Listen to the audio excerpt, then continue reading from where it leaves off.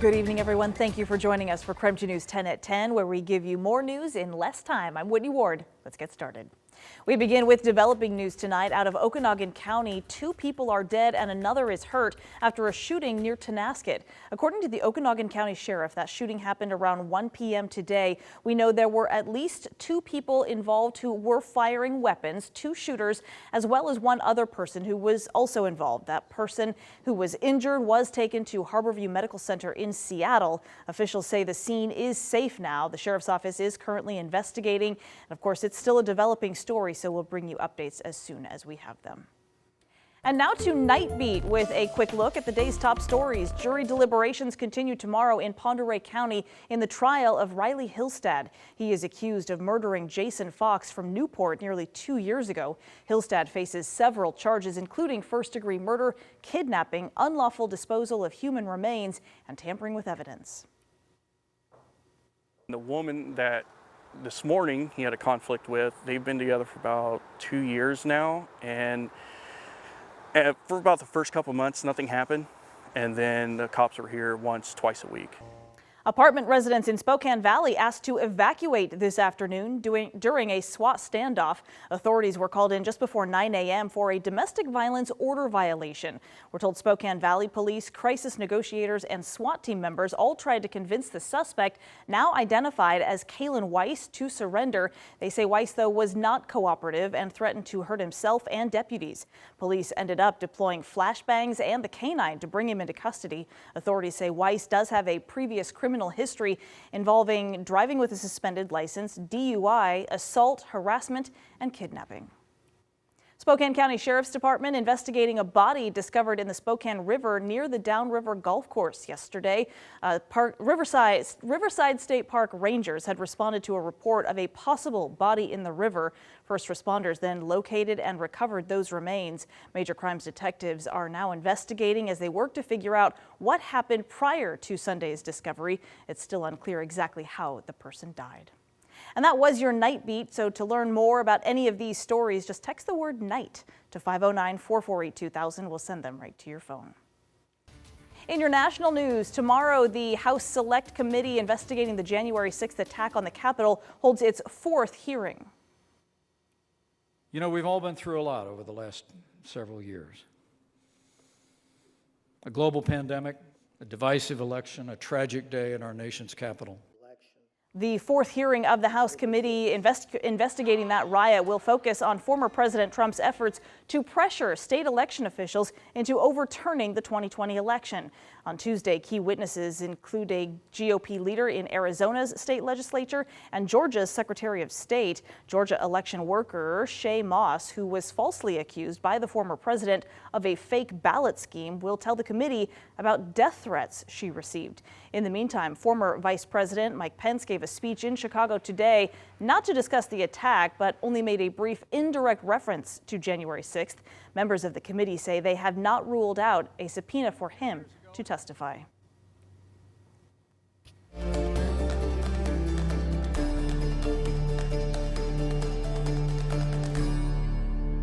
Our Boomtown series continues tonight in Coeur d'Alene, where plans are moving forward to build a new high-rise condo near the heart of downtown.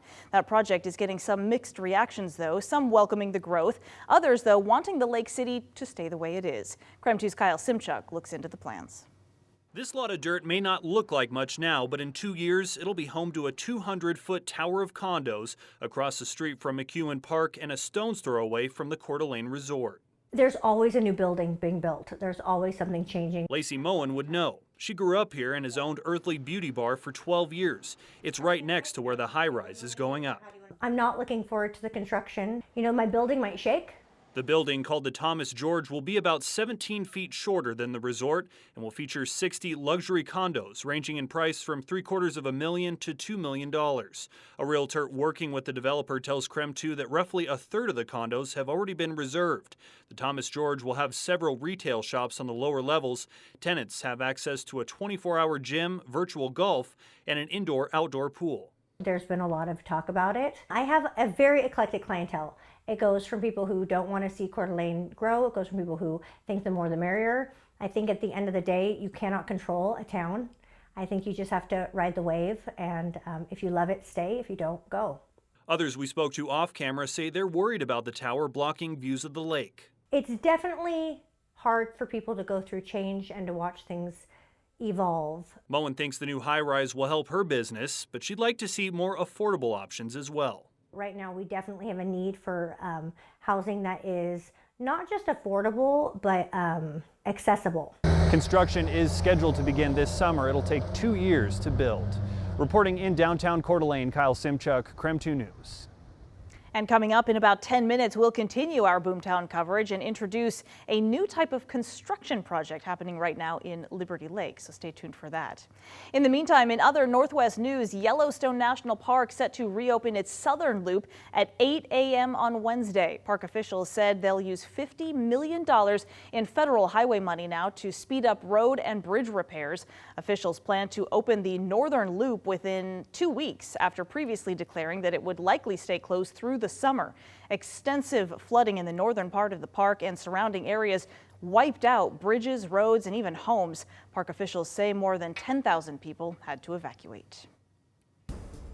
All right, let's talk weather with that. We did see a ton of rain here in the last week. We even had some flooding here locally. Thank goodness nothing like what they are experiencing there in Yellowstone. But for the start of this week, it looks like it's going to be a much different story.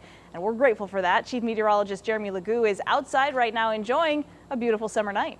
Oh, it is beautiful, and it's only getting better in the nights to come. I'm telling you, this is the week. This is it, the one we've all been waiting for. 60 degrees right now outside here on the South Hill. 60 degrees feels quite nice. And a couple of bits of moisture now winding down in North Idaho. For the most part, that is radar feedback starting to show up, and that is going to be about it. As we move through the day tomorrow, nothing but sunshine in the forecast. Okay, there'll be a few fair weather cumulus, but we're talking sunnier, warmer days as we head through the remainder of the week. Overnight, we fall into the 50s. It's the low 50s, but look, by 11 a.m., we're up in the 70s, and then those temps keep climbing. By tomorrow afternoon, we are in the mid 70s across much of eastern Washington and North Idaho, 80s out in central Washington, and if you like that, well, how about this one for you? We are cranking the heat in the days to come. Coming up, we're talking a warm, sunny week ahead. Get those air conditioners ready, Jeremy. Thank you very much. All right, looking ahead to tomorrow, after 2 years, summer parkways making a comeback to the Manitou and Comstock areas.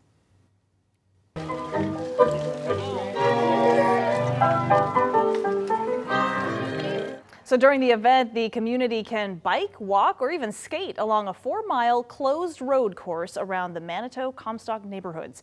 One of the reasons the big block party is held tomorrow is because it's the longest day of the year, otherwise known as the summer solstice. So the event will take place from 2 p.m. until 9 p.m. and along the route there will be activities like Zumba, fencing, dancing, Pilates, gymnastics, and a whole bunch of other physical fitness activities. The whole goal is to encourage a healthy lifestyle within the community. The need in Spokane has always been there. I mean, we have a number of the poorest school districts in the state, and but people around here love to run. So running's a low barrier sport. It's easy to get into, and so a lot of these kids are getting involved in team athletics through the sport of running.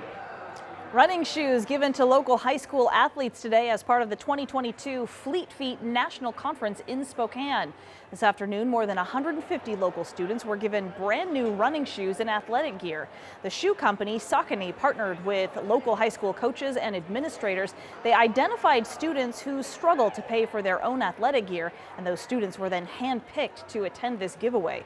Organizers believe they will give away about 200 pairs of shoes, with another 200 set aside for donations to local students on an as-needed basis. Well, that was the KREM 2 News 10 at 10, where you get more news in less time. But don't go anywhere. Coming up right after the break, summer travel causing some big issues for passengers at SeaTac. What you need to know if you'll be traveling through Seattle. We're back in just 90 seconds.